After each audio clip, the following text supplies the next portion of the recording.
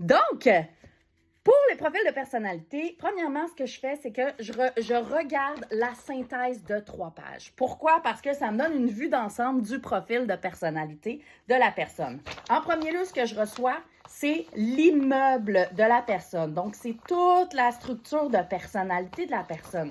C'est quoi sa base de personnalité? Elle est où sa phase? Donc, sa phase actuelle, est-ce que c'est sa base ou est-ce que la personne, elle a changé de phase? Si elle a changé de phase, est-ce qu'elle a changé de phase 1 fois, 2 fois, 3 fois?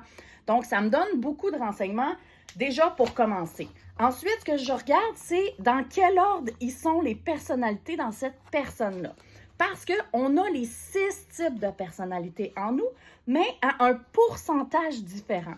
Donc, c'est quoi le pourcentage et dans quel ordre ils sont placés chez la personne? Ça me donne énormément d'indices sur quel type de personnalité cette personne-là, elle est, mais avec quel type de personnalité elle s'entend moins bien ou elle comprend moins bien aussi.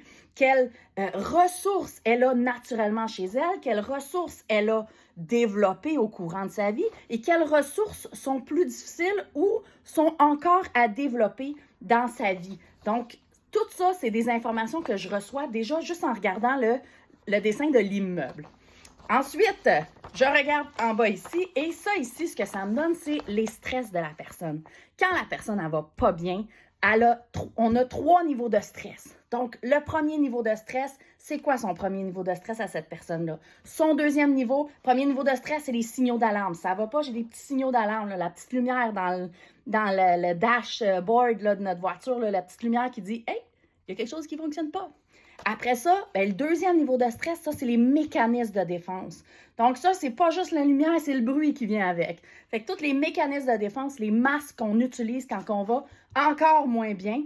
Puis par la suite, il y a le troisième niveau de stress qui est la cave du stress qui là, ben, ça va vraiment pas, mais vraiment pas. Fait qu'il y a quelque chose qu'il faut qu'on fasse maintenant.